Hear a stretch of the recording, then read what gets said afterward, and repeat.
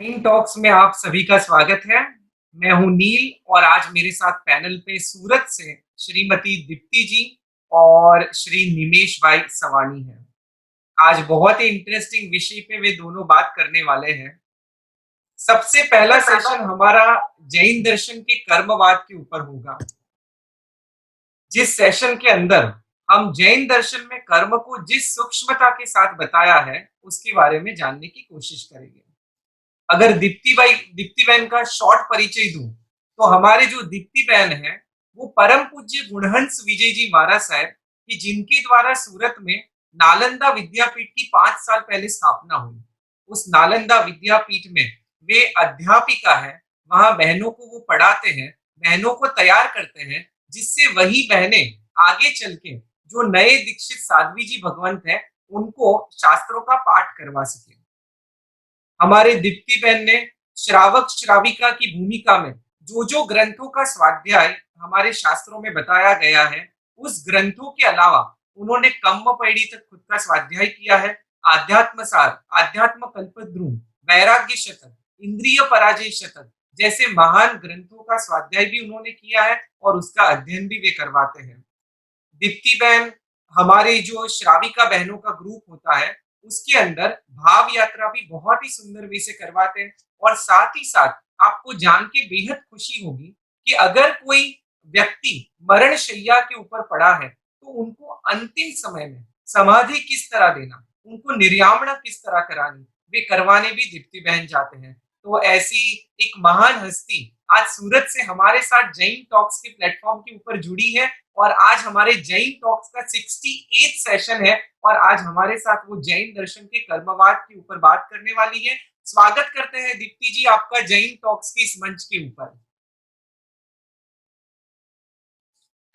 सो दीप्ति जी, जब आज हम कर्मवाद की बात करने वाले हैं तो आपके साथ हम प्रश्नोत्तरी के फॉर्म में आज ये पूरा सेशन कंडक्ट करना चाहते हैं। तो सबसे पहले मैं आपको एक प्रश्न करना चाहता हूं कि ये जो कर्मवाद का सिद्धांत है वो किसी भी इंसान को क्यों जानना चाहिए? अगर वो कर्मवाद को जाने तो उसे क्या फायदा हो सकता है? अगर हम 3-4 दिन के बाद हमको बुखार आए और उसका जब तक सॉल्यूशन न निकले तब तक हम टेंशन में रहते हैं कि किस लिए ये बुखार आया। जब हम डॉक्टर के पास जाते हैं और उसका सॉल्यूशन हो जाता है तो हम दवाई कर सकते हैं, उसमें से निकल सकते हैं। वैसे ही जीवन में हमारे साथ हर रोज या कोई कोई दिन छोड़ के कुछ ना कुछ घटना तो होती ही है, दुखी हो सुखी हो। तो जब हम कर्मवाद को जानेंगे तभी तो पता चलेगा कि हमने पूर्व भव में या तो इस भव में ऐसा कैसा कर्म किया कि ये हमारे उदय में आया, और वो जानेंगे तो हम उससे बाहर निकल सकेंगे और वो कर्म के उदय में नए कर्म नहीं बांधेंगे। महीना की बात हम जो ले श्रीपाल रास में से, तो जब उसके पापा ने बोला, पिताजी ने बोला कि तुझे इस घोड़ी के साथ मैरिज करना है, शादी करनी है, तो मैना कर्मवाद को जानी हुई थी, इसलिए तो वो तभी एकदम शांति से समता से शादी कर देती है। नहीं तो वो अपने पिताजी पर गुस्से होती या तो नया कर्म बंद करती। लेकिन जब उसने समता से सहन करा तो आगे जाके उसको गुरु भगवंत भी मिले, वो श्रीपाल को अच्छा भी बना सकी। ये सब करने के लिए कर्मवाद हमको जानना अत्यंत जरूरी है। और एक हमारा जिन शासन ही है जिसमें कर्मवाद इतनी अच्छी तरह बताया है कि जिसके कारण हम उसमें से छूट सकते हैं। बिल्कुल सही कहा दीप्ति बहन। आपने कहा कि हमारे जीवन में जो भी शुभ और अशुभ घटनाएं घटित होती है उसके पीछे हमारे कर्म ही कारणभूत होते हैं। जैसे आपने मीणा के दृष्टांत से बताया कि मीणा के जीवन में भी ऐसी घटना घटित हुई पर वो कर्मवाद को समझती थी। सो अब यहाँ प्रश्न एक ये होता है कि अगर हमारी आत्मा के साथ कर्म जुड़े होंगे तो ही तो हमें ऐसे शुभ और अशुभ उसके परिणाम मिलेंगे। तो ऐसे शास्त्रों में कौन से कारण बताए हैं कि जिसके कारण हम कर्म का बंध करते हैं? हमारे शास्त्र में कर्म ग्रंथ में 4 कारण बताए हैं, दूसरे शास्त्र में 5 कारण बताए हैं कि हम इस कारण के साथ जब भी जुड़ते हो है तभी हम अवश्य कर्मबंध करते हैं।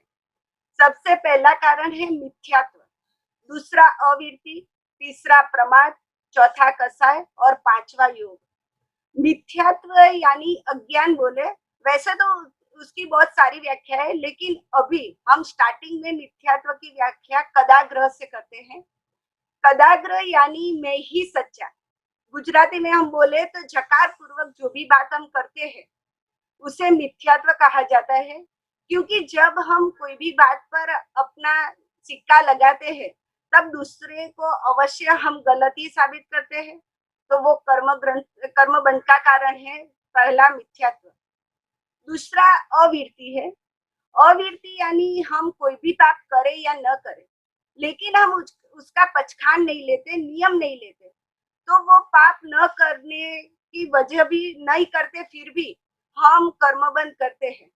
जैसे हमारा गांव में कोई मकान हो, हम 3-4 साल तक नहीं गए, लाइट का यूज भी नहीं किया, लेकिन वो लाइट बिल मिनिमम तो हमको भरना ही पड़ता है।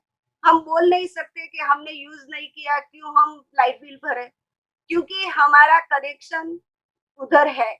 जब तक हम नियम द्वारा पाप से हमारा कनेक्शन नहीं तोड़ते, तब तक अवश्य कर्म बंद होता है, उसे अवीरति बोला जाता है। तीसरा प्रमाद। प्रमाद यानी कि आत्मा के सिवा कुछ भी सोचना, कुछ भी करना, उसे प्रमाद बोला जाता है।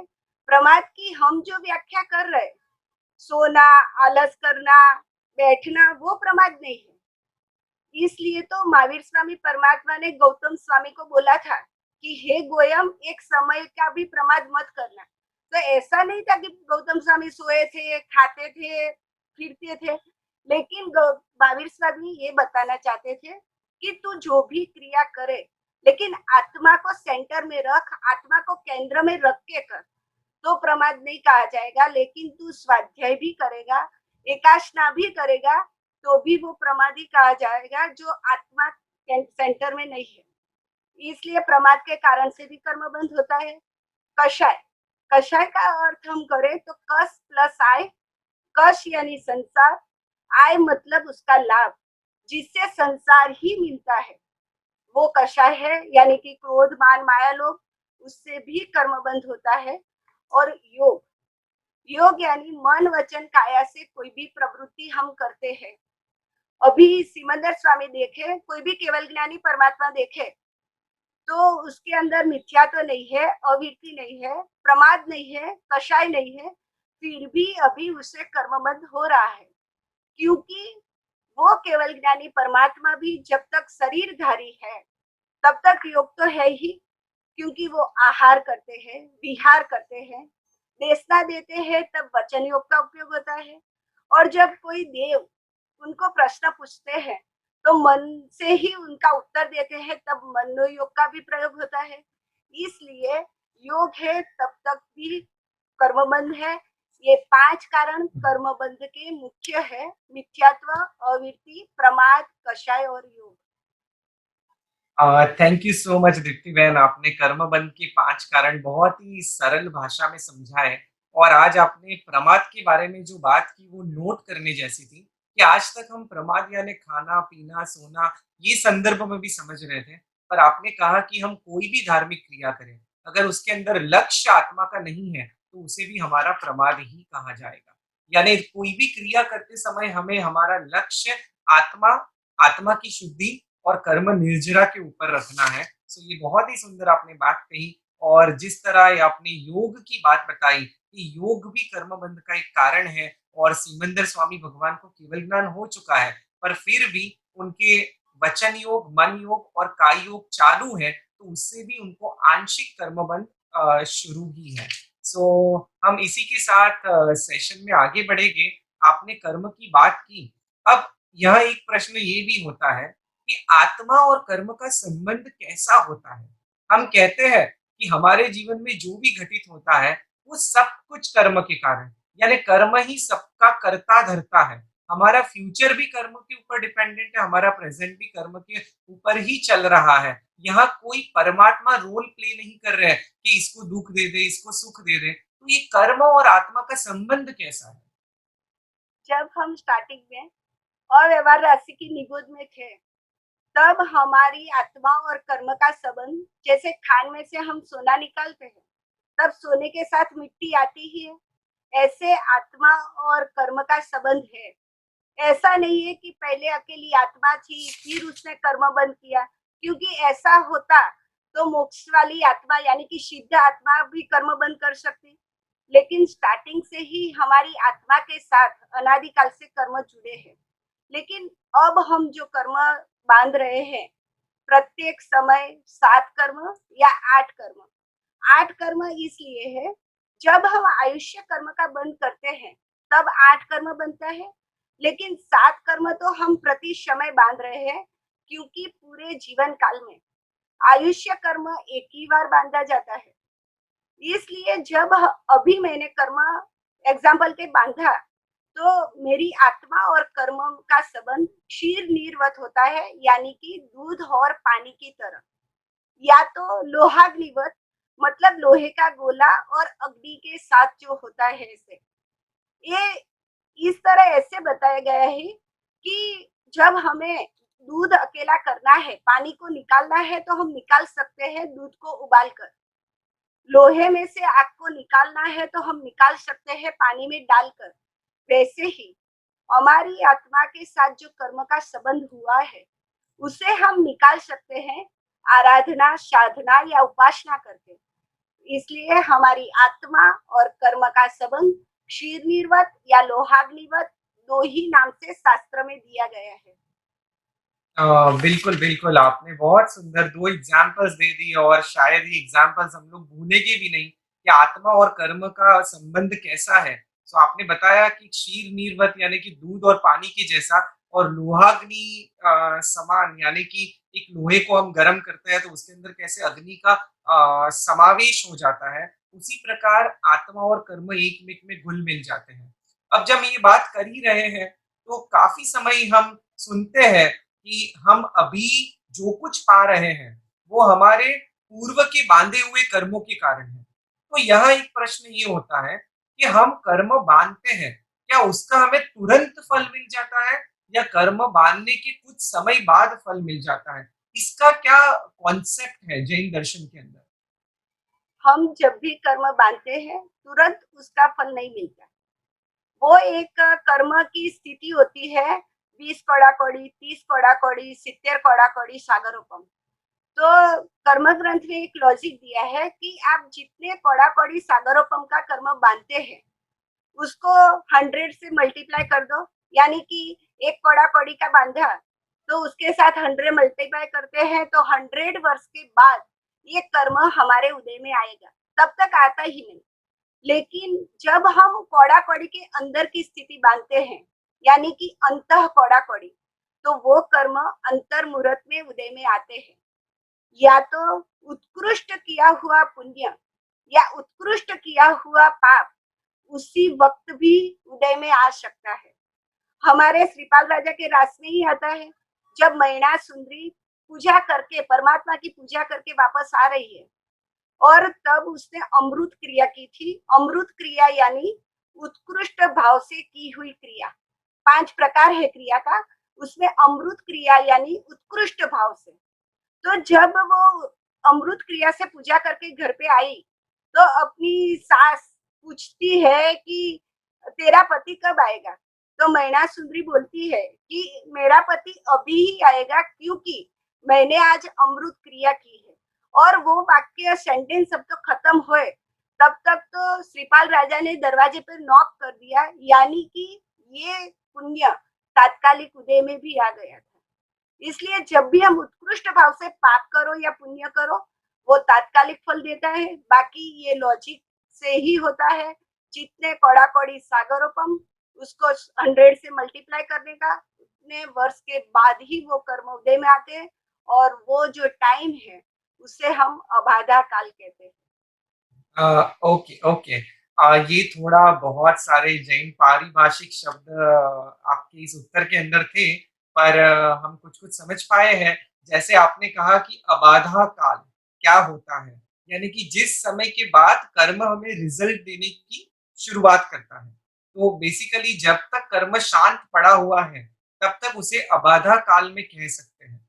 और आपने जैसे कूड़ा-कूड़ी सागरोपम की बात की, तो हमने जैन धर्म में जो काल चक्र का कॉन्सेप्ट किया था, उसके अंदर हमने पढ़ा था कि कूड़ा-कूड़ी सागरोपम और ये सब एक टाइम की ड्यूरेशन होती है, यानी कि टाइम का यूनिट होता है। तो हम कह सकते हैं कि जब हम कर्म बांधते हैं, तो वो कर्म कितने समय हमारी आत्मा के साथ रहेगा, उसे स्थिति कहते हैं, यानी कि इतने कोड़ा-कोड़ी सागरोपम तक रहेगा और वो स्थिति के अनुसार उसका रिजल्ट कब चालू होगा, वो कैलकुलेट होता है।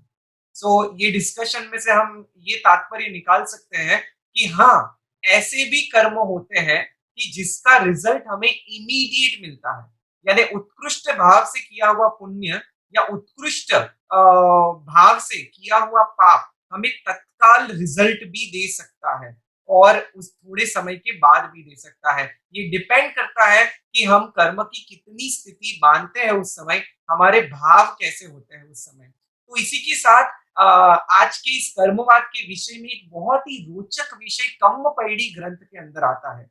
जैसे कि आपकी जब प्रोफाइल पढ़ी तो हमने देखा कि आपने कम्मपैडी ग्रंथ का भी स्वाध्याय किया है। जहाँ हमारे तो एक कर्म ग्रंथ के ही ठिकाने नहीं है, वहाँ आपने 6 कर्म ग्रंथ भी कर दिए और उसके बाद कम्मपैडी भी कर दिया। तो हम अक्सर मैंने सुना हुआ है कि कम्मपैडी के अंदर कर्म के 8 करण बताए गए हैं। यानी जो 8 करण बताए गए हैं, यानी हम कह सकते हैं कि हम अक्सर सुनते हैं, जैसी करनी वैसी भरनी। यानी कि हम जैसा करते हैं, हमें एग्ज़ैक्ट वैसा फल मिलता है। ऐसा हम व्यवहार में प्रयोग करते हैं। पर हम आपसे जानना चाहते हैं कि जो कर्म हमने जैसे भाव और जैसी प्रवृत्ति से बाँधा, क्या हमें उसका उसी प्रकार रिज़ल्ट मिलेगा या बाँधे हुए कर्म के अंदर कुछ परिवर्तन भी कर सकते हैं? या उसके अंदर फेरफार भी हो सकता है। तो हम आपके पास से इस प्रश्न के बारे में जानना चाहेंगे। आपने बताया मैंने कम्मपैडी तक अभ्यास किया, मैंने किया नहीं है। मेरे गुरु भगवान के आशीर्वाद से करवाया है, क्योंकि मेरी तो कोई औकात ही नहीं है यहाँ तक जाने की। और उसमें जो 8 करण बताए हैं कि हमारे जैन शासन में ऐसा नहीं है कि जैसी करनी वैसी भरनी। हम उसमें जो हमको अबाधा काल यानी कि गोल्डन पीरियड मिला है, उसमें हम बदलाव ला सकते हैं। जैसे मैं व्यवहार के एक एग्जाम्पल से बताऊं कि हमारे यहाँ इनकम टैक्स वाले आने वाले होते हैं, लेकिन इसके अंदर एक हमारे पहचान वाला है और उस वो आके हमको बता दे कि 3 दिन के बाद आपका ऑफिस का निकाला है कि आपके यहाँ इनकम टैक्स वाला आएगा। तो 3 दिन में हम बहुत सारा काम कर सकते हैं, जो भी उल्टा सुल्टाना हो। बस ऐसे ही ये एक गोल्डन पीरियड है हमारे लिए अबाधा काल। और ये अबाधा काल की बात हमारे जैन शासन में ही की है। दूसरे सभी दर्शन में वो ही बोला जाता है, हम जैसे करते हैं वैसे ही भरना पड़ता है। तो अब हम क्या चेंज ला सकते हैं, वे मैं 8 करण में जेल और कैदी के दृष्टांत से बताऊं तो आपको बैठ जाएगा कि हमने जो भी कर्म बांधा उसे तो बंधन करण कहते ही, यानी कि एक करण हो गया कर्म का बंध होना। लेकिन जब हम कोई भी कार्य करने के बाद पछतावा करते हैं तो उसमें संक्रमण होता है। जैसे कि कोई कैदी है, कोई व्यक्ति है, उसने खून किया, तो पहले तो उसको पुलिस लेके जाएगी, वो उसका बंधनकरण समझ लिए। और अब कोई ऐसा गवाह हमको मिल गया जिसके कारण हम निर्दोष छूट गए, यानी कि हमारी जो सजा होने वाली थी, हम जो खूनी जाहिर हुए थे वो निकल गए, बिल्कुल उल्टा हो गया, उसे हम संक्रमण करण बोलेंगे। और ऐसा नहीं होता और हमको फांसी की सजा निश्चित हो जाती है कि फांसी मिलेगी ही, तो वो निकाचना करण बोलते हैं। अब हम जेल में है और हमने कोई ऐसा दूसरा गुनाह कर दिया, तो हमारे साथ अब सख्ताई से बर्ताव किया जाएगा। तो जो हमारी सजा के साथ जो सख्ताई भरी, मतलब उसके साथ जो बढ़ावा हुआ, उसे हम उद्वर्तनाकरण बोलेंगे। हमारा बिहेव जेल में अच्छा है, तो हम फांसी में से उम्र कैद में आ सकते हैं शायद, तो उसे अपवर्तनाकरण बोलेंगे, यानी सजा का कम होना। अगर हमको जामीन पर छोड़ते हैं अच्छे वकील की दलील के कारण से, तो उसे हम उपशमनाकरण कहते हैं। यानी कि रहने था जेल जेल में, लेकिन हम घर में आ सके, तो थोड़े समय के लिए हमारी जो सजा शांत हुई, उसे हम उपशमनाकरण बोलेंगे। और 10 दिन के बाद हमारी फांसी है, और 5 दिन के बाद यानी कि जल्दी दे दी गई, उसे हम उदीरणाकरण बोलेंगे। नित्यत्तीकरण में अभी तो इतना ही समझिए कि उसमें स्थिति और रस कम कर सकते हैं, बाकी कर्म तो भुगतना ही पड़ता है। उसका अभी हम विवेचन नहीं करेंगे, थोड़ा गहन विषय है इसलिए। और दूसरा एक दृष्टांत से मैं बता दूं, ये आठों करण कि हमारे पास जो बैलेंस है, यानी कि हमारी जो पूंजी है, संपत्ति है, उसे हम बंधन करण बोलेंगे। अब हम कहीं सर्विस कर रहे हैं, हमारी जो सैलरी है हर महीने फिक्स आती ही है, उसे हम निकाचनाकरण बोलेंगे कि फिक्स आने ही वाली है। हमने ओवर टाइम किया या तो दीपावली आई हमको बोनस मिला, तो जो सैलरी थी उसमें जो बढ़ के आया, उसे हम उद्वर्तनाकरण बोलते हैं, यानी कि बढ़ावा होना। हमने छुट्टी ले ली, हमारी सैलरी कम कर दी गई, तो जो सैलरी आने वाली थी उसमें से कम हुआ, उसे हम अपवर्तनाकरण बोलेंगे।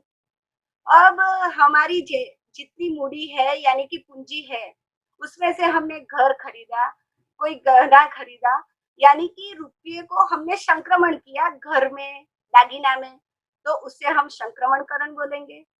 अब हमारे घर में शादी या कोई प्रसंग है, हमारी पूंजी कम है, तो हम अगले महीने की सैलरी पहले से ही बॉस के पास ले लेंगे, जो हमको अगले महीने मिलने वाली थी, लेकिन हमने जल्दी ले ली, तो उसे हम उदीरणाकरण बोलेंगे। ये आठों करण इस तरह है। महात्मा के दृष्टांत से हम आगे देखेंगे, लेकिन इस तरह 8 करण शास्त्र में कम्मोपैडी ग्रंथकार ने बताए हैं।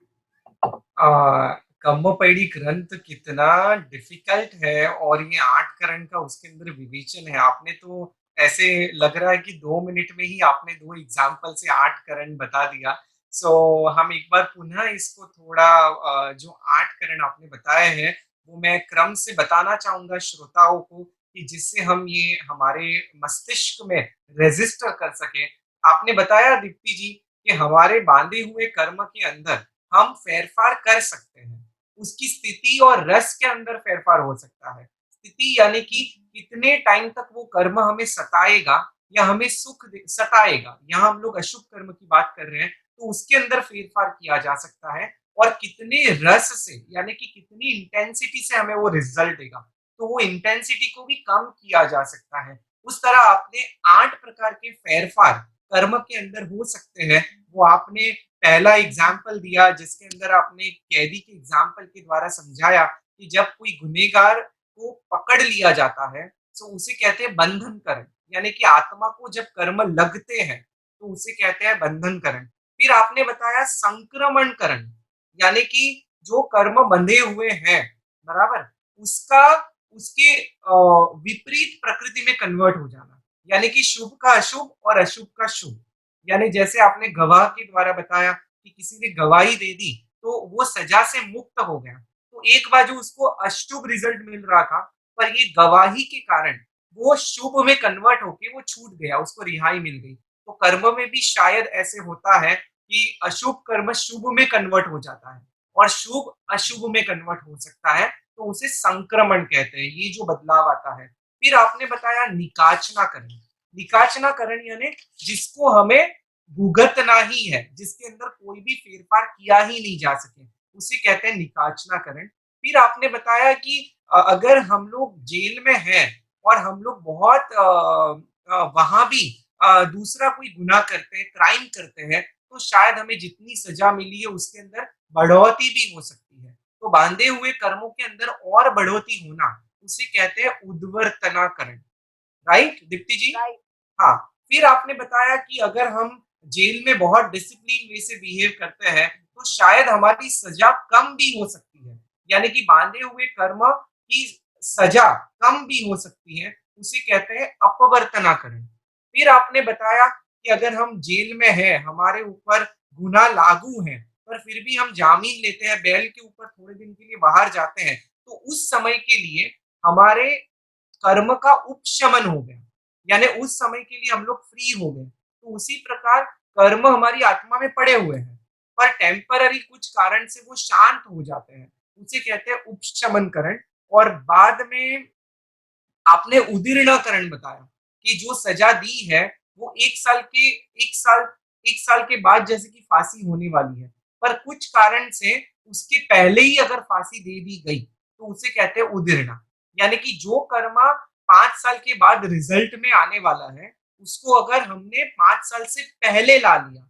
मैंने शायद एक वक्ता हमारे जैन टॉक के इस मंच के ऊपर आए थे, तो उन्होंने इसके लिए एक एग्जाम्पल दिया था दीप्ति जी, कि जो आम होता है यानी कि कैरी होती है वो नेचुरली पकती है, उसको 5 दिन लगते हैं, पर अगर उसके अंदर दवाई डाल दी तो वो 5 दिन के बदले 3 दिन में भी पक जाती है। तो ऐसे ही शायद हमारे कर्म के अंदर भी फेरफार होते हैं कि नेचुरली वो कर्म का उदय 5 दिन के बाद होने वाला है, पर हमने ऐसी कुछ क्रियाएं कर ली, ऐसे कुछ भाव जोड़ लिए हमारे साथ कि जिसके कारण 5 के पहले ही उसका उदय हो गया। तो इस प्रकार आपने बहुत सुंदर वे से 8 करण समझाए और डेफिनिटली हमारे जितने भी दर्शक हैं उन्होंने इसको अच्छी से समझा होगा। पर मैं आपसे और एक रिक्वेस्ट करना चाहता हूँ कि आप अगर ये आठों करण को कोई सिंपल एग्जाम्पल से अगर समझा सको तो हमें बहुत वो यूजफुल होगा। जैसे हमारे शास्त्रों में कहीं एग्जाम्पल्स आते हैं, तो क्या आप एग्जाम्पल्स के जरिए हमको ये करण समझा सकते हो? सबसे पहले हम संक्रमण करण देखें महात्मा के एग्जाम से, यानी कि महापुरुषों महासती जी जो भी हमारे शास्त्र में हुए हैं, कोई ने कोई करण तो उसने लगाया ही है। तो सबसे पहले हम संक्रमण करण लेते हैं, यानी कि शुभ में से अशुभ किसने किया, शुभ में से अशुभ। तो उसके अंदर एग्जाम्पल आता है हमारे मम्मन सेठ जो थे उसके पूर्व भव। पूर्व भव में जब एक गुरु भगवान पधारते हैं उसको वौराते हैं सिंह केसर या मोदक। तो वौराने के बाद कोई उसको पूछता है कि तूने ये क्यों वौरा दिया, खाने के लिए रखना चाहिए था। तो वो जो डिब्बे में थोड़ा था वो चखा तो क्या, हाँ मैंने गलती कर दी, ये मैंने नहीं वौराना चाहिए था। तो वो पछतावा करता है, गुरु भगवान के पास जाता है, बोलता है कि मुझे वापस चाहिए। गुरु भगवान के हम वापस नहीं दे सकते, इसलिए वो वापस आता तो ही लेकिन पछतावा ही करता है कि मैंने क्यों ऐसा कर दिया, क्यों ऐसा कर दिया। तो मम्मड़ सेठ के बहू में वौराने के कारण संपत्ति तो मिली, लेकिन जो वापस लेने गया और पछतावा किया तो इतनी संपत्ति मिलने के बजाय उसको 7वीं नरक में जाना पड़ा आसक्ति के कारण। कहा जाता है कि उसने पूरी जिंदगी में तेल और चौला के सिवाय कुछ भी नहीं खाया, यानी कि शादी भी नहीं की थी क्योंकि शादी करे तो भी खर्चा हो जाता। इतना धन के पीछे आसक्त थे। तो उसने जब भी बोरा तब तो पुण्य बांधा ही था, लेकिन उसको पाप में कन्वर्ट कर दिया और इसके लिए अभी 7वीं नरक में है। और हम दूसरी तरफ देखें तो अशुभ को शुभ किया था चंड कौशिक ने, जो एक तिर्यन योनि में थे। फिर भी जब हमारी आत्मा में जागरण आता है तो हम कोई भी चेंज बदलाव ला सकते हैं। तो तिर्यन योनि में भी जब तक परमात्मा नहीं मिले थे चंड कौशिक ने, तब तक जन्म से लेकर उस दिन तक उसने किसी ने किसी को तो मारा ही था, पेड़ हो, पशु हो, पंछी हो, मनुष्य हो। एक बार परमात्मा आए, उसका तो रोज का काम ही था, परमात्मा को डंक दिया और उसको उसकी वो डंक की बात पर पूरा विश्वास था कि मैं जिसको भी डंक दूंगा वो मर ही जाएगा। इसलिए तुरंत वो दूर चला जाता है और दूर जाके देखता है कि ये आदमी गिरा कि नहीं। उसे मालूम नहीं है भगवान है क्या है। तो दूर जाके देखता है कि ये गिरा कि नहीं, तो परमात्मा को कुछ नहीं हुआ। फिर से जाता है, फिर से डंक देता है, फिर भी परमात्मा तो वैसे ही खड़े हैं। तब वो सोचता है कि ये क्या हुआ, मेरा हर रोज का जो काम था उसमें ये बदलाव कैसे आ गया। सभी मर जाते थे, ये तो 2 बार मैंने डंक दिया तो भी नहीं मरा। तो वो सोचता है और तब परमात्मा को लगता है, क्योंकि वो 4 ज्ञान के धनी थे परमात्मा। तो चंड कौशिक का मन का सब जान लिया उसने, परमात्मा ने। तो वो देखता है कि परमात्मा चंड कौशिक अब शांत हुआ है, तो चंद कौशिक को कहते हैं कि बूझ बूझ चंद कौशिक, तीन ही शब्द बोलते हैं परमात्मा, और तब चंद कौशिक को जाति स्मरण ज्ञान होता है। उसने जो पूरे जीवन में जो पाप कार्य किया, उसका वो पछतावा करता है, और तब मर के वो 8वें देवलोक में जाता है। बाकी तिरियंश होके इतने पाप करके मरने के बाद तुरंत देवलोक नहीं मिलता। और ये 8वां देवलोक, ये वो सांप को जाने के लिए हाईएस्ट जगह है, उसके ऊपर सांप कभी भी नहीं जा सकता। तो वो हाईएस्ट जगह को प्राप्त करना, वो भी कितना अच्छा संक्रमण किया उसने। तो पछतावे के कारण जब भी हम शुभ कार्य करें या अशुभ कार्य करें, उसके बाद जब भी हम पछतावा करते हैं, तो शुभ अशुभ हो जाता है और अशुभ शुभ हो जाता है। ये संक्रमण करण के दृष्टांत है। अब उदीर्णाकरण ले हम, तो उदीर्णाकरण में परमात्मा महावीर स्वामी का दृष्टांत फेमस ही है कि अनार्य देश में परमात्मा जाते हैं अशुभ कर्म की उदीर्णा करने के लिए। क्योंकि जब तक अशुभ कर्म खत्म नहीं होंगे, तब तक केवल ज्ञान तो नहीं होगा। तो वो वहां जाते हैं और अपने अशुभ कर्म की उदीर्णा करते हैं। हमारे साधु साध्वी जी भगवान, वो सब भी अशुभ कर्म की ही उदीर्णा करते हैं। तो उदीर्णाकरण में जब परमात्मा अनार्य देश में गए, वो बेस्ट दृष्टांत है। अब जब हम उद्वर्तनाकरण देखें, तो उद्वर्तनाकरण में यानी कि स्थिति की बढ़ावा करना, स्थिति और रस का, तो शालिभद्र ले लें। शालिभद्र ने जब भी खीर वोराई, उसके बाद की गई अनुमोदना से संपत्ति तो मिली, लेकिन वो संपत्ति को छोड़ भी सका। ये उसने जो स्थिति बढ़ाई, पुण्य की स्थिति कंटिन्यू चालू रही। ये है शालिभद्र का दृष्टांत कि कोई भी शुभ कार्य करके हम अनुमोदना करते हैं, तो स्थिति बढ़ती है। और उसके सामने देखे तो अशुभ की स्थिति बढ़ाई श्रेणिक महाराजा ने। श्रेणिक महाराजा हर रोज शिकार तो करते थे, लेकिन एक बार जब एक तीर से दो हिरन मर गए, यानी कि एक तीर से दो शिकार हुए, तो उसकी अनुमोदना की, तो उसके कारण नरक का आयुष्य तो बंधा, लेकिन अभी तक एक अनुमोदना 10-15 मिनट की होगी, लेकिन इसके कारण उसकी स्थिति बढ़ गई, 84,000 वर्ष तक वो अभी नरक में रहेंगे। अपवर्तना में दृष्टांत देखे तो कृष्ण महाराजा है, 7वीं नरक तक का कृष्ण महाराजा के पास दलित थे। लेकिन जब 18,000 साधु भगवंतों को वंदना की, उसमें जो उत्कृष्ट भाव आए, तो पहले 7वीं का खत्म किया, 6ठी का खत्म किया, 5वीं का, 4थी का, और तीसरी आके वो रुक गए। क्योंकि तब तक 18,000 साधु भगवंत को वंदन खत्म हो गया था, और अब उसने ठाक लिया कि हाश अब मेरा काम खत्म हुआ, तो तीसरी तक आके अटक गए, लेकिन स्थिति तो कम की ही वंदन के कारण। और ऐसे एक उपशमनाकरण का दृष्टांत देख लें। उपशमनाकरण, ध्यान रहे, 8 कर्मों में से मोहनीय का ही हम उपशम कर सकते हैं। आयुष्य का तो कुछ भी नहीं कर सकते, बाकी बचे 7 में से हम मोहनीय का ही उपशम कर सकेंगे, क्योंकि दूसरे कर्म का उदय स्टार्ट हो जाने के बाद हम कुछ भी नहीं कर सकते। एक मोहनीय यानी कि क्रोध, मान, माया है, तो हम क्रोध करते हैं, तुरंत उसको दबा सकते हैं। उसमें एक दृष्टांत आता है चिलाती पुत्र का। चिलाती पुत्र को एक सुषमा नाम की लड़की से प्यार था। उसने सोचा कि वैसे तो सुषमा के पिता इसके साथ मेरी शादी नहीं करवाएंगे, तो वो उसको भगा कर ले जाता है। भगा कर ले जाते समय पीछे उसके पिताजी और सैनिक पड़े थे। सुषमा से भागा नहीं जा रहा था, वो सुषमा को उठा लेता है। उठा के भागता है, तो अब उसको लगा कि मेरे पास वजन ज्यादा है, तो सुषमा का धड़ अलग कर देता है, सर लेके भागता है। जब भी हमारे ऊपर कोई भी कषाय हावी होता है, तब हम लंबा सोच नहीं सकते कि ये मैं जे कर रहा हूँ, उसके कारण मुझे क्या फल मिलेगा।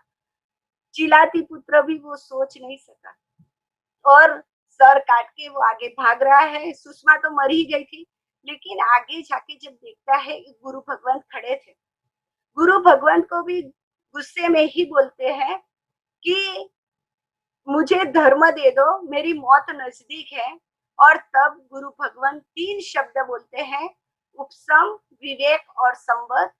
विवेक संवर की अभी बात नहीं करनी, लेकिन जो उपशमनाकरण है उसमें ये उपशम शब्द बहुत ही सेट होता है कि जब उपशम बोले गुरु भगवंत, तब चिल्लाते पुत्र सोचता है कि गुरु भगवंत ने क्या बोला, क्या उपशम करने का, उपशम यानी क्या। सोचते सोचते उसे पता चलता है कि मेरे हाथ में तलवार है, ये सुषमा पर आसक्ति है, मैं क्रोध में हूँ, आसक्त हूँ, तो मैं मुझे क्या करना चाहिए। और तब वो शांत हो जाता है, यानी कि क्रोध को दबा देता है, आसक्ति को दबा देता है, उसे उपशमनाकरण कहते हैं। ये सभी हमारे शास्त्र के फेमस दृष्टांत हैं। हम जब भी दृष्टांत सुनते हैं तब हम इतना उसके ऊपर चिंतन नहीं करते, लेकिन जब चिंतन करते तो हमको पता चल जाता है कि इतनी छोटी सी घटना में भी उसको कैसे केवल ज्ञान हो गया। तो बस ये करण के कारण ही। Thank you so much Deepti बहन, आपने बहुत सारे एग्जाम्पल्स दे दिए। श्रेणिक महाराजा का एग्जाम्पल दे दिया, शालीभद्र जी का एग्जाम्पल दे दिया, कृष्ण महाराजा का एग्जाम्पल दे दिया। पर ये सारे एग्जाम्पल से एक बहुत अच्छी बात निकलती है कि हम जब भी कोई अच्छा कार्य करते हैं तो हमें कभी भी वो कार्य करने के बाद उसके ऊपर रिग्रेट नहीं करना चाहिए, यानी उसके ऊपर पछतावा नहीं करना चाहिए। जैसे किसी को दान दे दिया और दान देने के बाद अगर हमारे मन में ऐसा भाव आ गया कि क्यों उसको दान दिया, नहीं देना चाहिए, अगर ऐसा हुआ तो वो होते ही हमने जो कर्म बांधा है उसका संक्रमण हो जाता है। जैसे आपने मम्मन सेठ के एग्जाम्पल से बताया, उन्होंने महात्मा को वहराया, पुण्य तो बांधा पर उसके अंदर रिग्रेट कर दिया। जबकि शालीभद्र जी ने उनके पूर्व भव में महात्मा को खीर वहराई थी और वो खीर वहराने के बाद उन्होंने कंटिन्यूस उसकी अनुमोदना करना चालू किया, जिसके कारण वो कर्म का शुभ यानी कि उसका उद्वर्तना हुई और वो एक्सट्रीम लेवल पे बढ़ गया और उनको 99 पेटी नेक्स्ट भाव में उतरती थी। तो आपने बहुत अच्छी बात बताई, ये सब एग्जाम्पल से डेफिनेटली काफी श्रोता ऐसे भी होंगे कि जिनका जैन धर्म की जो पारिभाषिक शब्द है उसका स्वाध्याय नहीं हुआ रहेगा। तो आपको ऐसा लग रहा होगा कि क्या बात कर रहे हैं, उदीर्णा, संक्रमण, अपवर्तना, उद्वर्तना। पर हमें ये सब जानने की कोशिश करनी है। अब आज जैसे ये शब्द हमारे कान पे पड़े तो ये कितना इंपॉर्टेंट रोल प्ले करता है हमारे आत्मा की प्रोग्रेस में, हमारी आत्मा की प्रगति में। तो आज ये शब्द जैसे ही पढ़े तो हमें क्यूरियोसिटी होनी चाहिए कि हमें इसके बारे में और जानना है, हमें जैन शास्त्रों का स्वाध्याय करना है, अध्ययन करना है। तो ये भी जरूरी है, इसको आप मोटिवेशन के तरह लेना कि हमें ये सब जानने की कोशिश करनी है, हमारी जो प्री रिक्विजिट जरूरी है उसको बढ़ाना है हमको। बहुत ही अच्छा आपने कर्म की 8 अवस्था पे आपने 2 एग्जाम्पल से 8 अवस्थाएं, 8 करण समझाए और साथ ही साथ आपने ऐसे छोटे-छोटे एग्जाम्पल्स दिए जो हम रेगुलर व्याख्यान में सुनते हैं, पर कभी भी हमने ये तात्विक एंगल से उसको सोचा ही नहीं है कि कर्म का ऐसे भी फेरफार हो सकता है। वो आपने बहुत ही सुंदर रीत से बताया। आपको और एक प्रश्न उदीर्णा के ऊपर करना चाहता हूँ। जैसे आपने उदीर्णा यानी कि हमारे कर्मों को जल्दी बुलाना, तो हम कहते हैं कि कर्म की निर्जरा करनी होती है, तो अपने शास्त्रों में तप धर्म बताया है कि आपको तप करना चाहिए, तप का मार्ग बताया है। और तप करने से हमारे कर्मों की उदीर्णा होती है, यानी कि वो कर्म जल्दी बाहर आते हैं और जल्दी हम लोग उसको खत्म करके मोक्ष की ओर अग्रसर होते हैं, यानी कि प्रोग्रेस करते हैं। तो आप क्या तप और उदीर्णा यानी तप करने से उदीर्णा कैसे होती है, उसके बारे में अगर थोड़ा प्रकाश डालोगे तो हमारे सभी श्रोता उससे काफी लाभान्वित होंगे। पहले मैं एक दूसरे दृष्टांत से बता देती हूँ कि 4 व्यक्ति को कैंसर हुआ है। एक को मोढ़ानु कैंसर थયું છે એટલે मुख का कैंसर हुआ है, तो वो कुछ भी नहीं खा सकेगा, नहीं तो लिक्विड, नहीं तो आहार। और जो दूसरे हैं उसको गला का कैंसर है, तो लिक्विड तो जाएगा, आहार नहीं जाएगा। तीसरे व्यक्ति है उसको किडनी का कुछ कैंसर जैसा है, तो आहार जाएगा, लिक्विड नहीं जाएगा। और चौथी व्यक्ति है जिसे ब्लड कैंसर है, वो सब खा सकता है। तो एक ही बीमारी में ये चार अलग अलग क्यों हुआ कि एक कुछ नहीं खा सकता, एक लिक्विड खा सकता है, एक लिक्विड नहीं खा सकता, आहार खा सकता है, और एक सब कुछ खा सकता है। तो बस यही बात है, जब हम उदीरना करते हैं यानी कि तप करते हैं तो एकाशना करते हैं, तो 2 टाइम का हमारा का जो खाने का है वो हमारे स्टॉक में रहेगा। और जब हमें भूखे रहने का दिवसों आएगा, यानी कि हमने ऐसे कर्म का बंद किया है, तो उस समय वो जो हमारा स्टॉक में है वो हमें काम लगेगा।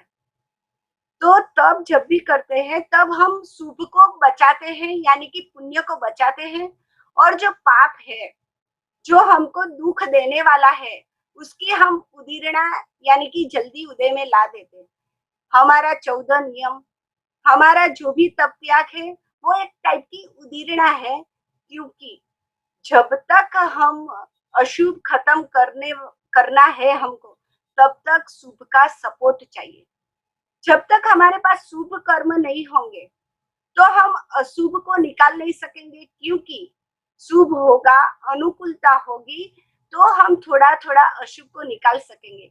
लेकिन अकेला अशुभ है तो हम उसे निकाल नहीं सकते, इसलिए अशुभ कर्म की उदीरना यानी तप। और वैसे भी तप हम जो बोल रहे हैं ना, एकासन, वो सब नहीं है। तप की व्याख्या हमारे शास्त्र में दी है, इच्छा को रोकना, वो ही तप तप है। इच्छा को रोकना यानी मुझे अभी मुझे अभी उदय में है और मुझे अच्छा खाना पीना घर पे सब मिल रहा है, फिर भी हम वो खाने की इच्छा को मैं रोक के मैं उपवास करती हूँ, तो वो उदीरना हुई किसकी? अशुभ की। शुभ तो मेरा बैलेंस में ही रहा, इसलिए तप को निर्जरा का मेन कारण बताया है। तप को उदीरना भी बोली जाती है, और हमारी जीन शासन की कोई भी क्रिया एक तरह से उदीरना ही है।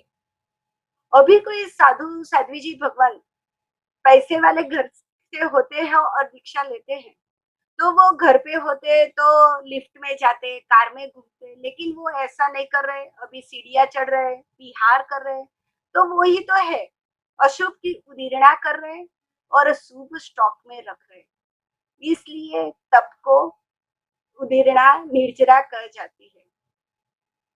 दूसरी एक बात से बताऊं कि 2 कर्म जब सातवें उदय में आते हैं, यानी कि समझो कि मैंने आज किसी को दान दिया, तो वो पुण्य के कारण से मुझको 100 डेज के बाद मिठाई मिलने वाली है। बराबर, किसी को दान दिया, 100 डेज के बाद मुझे मिठाई मिलने वाली है। अब दूसरे दिन मैंने किसी के घर से कुछ ले लिया, चोरी कर दी खाने की चीज की, तो उसका फल ऐसा है कि 99 डेज के बाद मुझे खाने का नहीं मिलेगा। अब दोनों कर्म एक साथ उदय में आएंगे। पहले में मुझे मिठाई मिलने वाली है, दूसरा मैंने ऐसा कर्म बंद कर दिया कि जिसके कारण मुझे खाना नहीं मिलने वाला है। अब जो 2 कर्म उदय में आते हैं तो ऑपोजिट तो साथ में आएंगे नहीं। तो जब हम अशुभ की उदीरना कर देते हैं, यानी कि बीच में मैं एकाध उपवास कर देती हूँ, तो मुझे 100 डेज के बाद मिठाई मिलती है। जो नहीं मिलने वाला था वो उपवास मैंने अभी कर दिया ना, तो वो अशुभ कर्म मेरी उदीरना हो गई। इससे इसलिए तप को निर्जरा उदीरना कहा जाता है। ये तो आपने मिठाई के एग्जाम्पल से बहुत सुंदर इससे समझा दिया, कभी इस तरह समझा भी नहीं था। पर यहाँ एक प्रश्न होता है कि जैसे हमारा बैंक बैलेंस होता है, अकाउंट होता है, तो हम जैसे पैसा यूज करते जाते हैं उतना ही हमारा बैंक बैलेंस कम होते जाता है। तो हम एक रीत से कह सकते हैं कि हमारे आत्मा के अंदर पुण्य पाप के 2 अकाउंट हैं, बराबर, एक पुण्य का भी अकाउंट है। तो अक्सर ऐसे कहते हैं कि हम जितना लग्जरियस लाइफस्टाइल जीते हैं या हमारे पास बहुत सारा पैसा है, तो जितना उस पैसे का इस्तेमाल करते ही जाएंगे, सो बेसिकली वो हमारा पुण्य खत्म होते जाएगा। पर अगर हमने वो जो पैसा है, बराबर, यानी सुख सुविधा है, उसके बाद भी हमने अगर सिंपल जीवन जीने की कोशिश की या वो सुख सुविधाओं का उपयोग ना किया, तो क्या वो पुण्य हमारे अकाउंट में बचा रहता है? जैसे एक सिंपल एग्जांपल देखिए, मैं प्रश्न पूछना चाहूंगा कि जैसे मेरे पास बैंक अकाउंट में पैसा है कि मैं मर्सिडीज कार खरीद सकता हूँ, पर मुझे ऐसे सोच आई कि मुझे ये कार की क्या जरूरत है, कार का काम एक जगह से दूसरी जगह पे लेके जाना है, तो मुझे इतना उसके अंदर स्पेंड नहीं करना। उससे अच्छा मैं थोड़ी लो मॉडल की कार खरीद लेता हूँ कि मेरी जो रिक्वायरमेंट है वो फुलफिल हो जाए, और मैंने मर्सिडीज की जगह पे इनोवा खरीदी फॉर एग्जाम्पल। सो क्या मैंने मेरे पुण्य के अकाउंट में से अगर मैं मर्सिडीज खरीदता तो ज्यादा पुण्य यूज हो जाता, और अगर इनोवा खरीदी तो कम पुण्य यूज हुआ? ऐसा कुछ कॉन्सेप्ट है जैन धर्म के हिसाब से? ऐसा बनता है, जब हम पुण्य को स्टॉक में रखना चाहे तो रख सकते हैं। हमने मैंने जो आगे बताया कि 70 कौड़ा कौड़ी, 30 कौड़ा कौड़ी, वो सब जो हमारी स्थिति बनती है जब भी हम बंद करते हैं, तो हमारा आयुष्य तो इतने कौड़ा कौड़ी का है ही नहीं। मतलब सब कर्म हम अगले भव में साथ में ले जा सकते हैं। सिवा आयुष्य ही ऐसा कर्म है कि जिसको हमें इस भव में खत्म करना ही है। आयुष्य को हम साथ में नहीं ले जा सकते, लेकिन हम जो ये पुण्य साथ में ले जा सकते हैं, जो भी हम बचाते हैं, क्योंकि 7 कर्म तो हमारे साथ आते ही है। एक एग्जांपल दे दूं कि कदाच आपने जो बात बोली कि आपने लो रेंज की कार खरीदी और जो पुण्य बचाया, तो ऐसा बनेगा कि अगले भव में शायद हमारे पास दूसरा कुछ भी न हो और कोई कारण सर तिरियन योनि में चले गए, ऐसा कुछ गलती हो गई और तिरियन योनि में चले गए, तो ये पुण्य क्या करेगा, वो तिरियन योनि में भी हमको गाड़ी तो दिलाएगा ही। हम देखते हैं कितना डॉगी कितने वो गाड़ी में घूमते हैं, हमारे से भी अच्छी लग्जरियस लाइफ जीते हैं, तो वो ही तो कारण है। बाकी तो डॉगी एक भी दिन कमाता नहीं है, एक भी रुपया वो कमा नहीं सकता, और उसे बैलेंस करना बचाना वो भी उसके हाथ में नहीं है। फिर भी इतनी फैसिलिटीज क्यों मिली? तो जब मनुष्य के भव में था, उसके बाद उसके पास इतनी सारी संपत्ति थी, फिर भी उसने पुण्य बचाना है ये करके वो पुण्य बचाया। तो कोई कारण सर हमको तिरियन चियोनी मिली पर हम लाइफ लग्जरी जी सकते हैं, तो पुण्य बचता तो अवश्य ही है। और 7 कर्म साथ में आते हैं, इसलिए जितना भी हम बचा सके उतना बचाना ही चाहिए, क्योंकि जब तक हमको मोक्ष नहीं मिलेगा तब तक अनुकूलता चाहिएगी, पंचेंद्रिय शरीर चाहिएगा, मनुष्य भव चाहिएगा, और वो सब पुण्य से ही मिलेगा। इसलिए पुण्य को बचाना वो अत्यंत आवश्यक है, और जीन शासन में इसके पर बहुत महत्व दिया है कि पुण्य को इतना जल्दी खत्म मत करो। एक बार पैसे खत्म हो जाए तो परवाह नहीं, लेकिन पुण्य खत्म हो गया तो हम कुछ भी नहीं कर सकेंगे, हम पंचेंद्रिय में से एक इंद्रिय में चले जाएंगे। इसलिए पुण्य बचता भी है और बचाना भी चाहिए। Thank you so much Deepti बहन, आपने बहुत अच्छी तरह से बताया कि हम जैसे हमारा पैसा भी सोच समझ के यूज करते हैं, तो बेसिकली हमें पुण्य भी हमारा सोच समझ के यूज करना चाहिए। अगर सोच समझ के यूज करेंगे तो बाकी रहा पुण्य हमें नेक्स्ट भव में भी काम लग सकता है। तो इसी के साथ हम लोग आपकी सेशन यानी कि फर्स्ट सेशन की समाप्ति की ओर आगे बढ़ेंगे। दीप्ति बहन, आपका बहुत बहुत धन्यवाद कि आपने आपका बहुत कीमती समय जैन टॉक्स की इस मंच को दिया, और हमारे श्रोताओं को जो जैन दर्शन में कर्मवाद है उसके विभिन्न विभिन्न पहलुओं के ऊपर आपने आपका जो ज्ञान है, आपकी जो इतनी मेहनत है उसको बांटा। इसके बदल आपका बहुत बहुत आभार।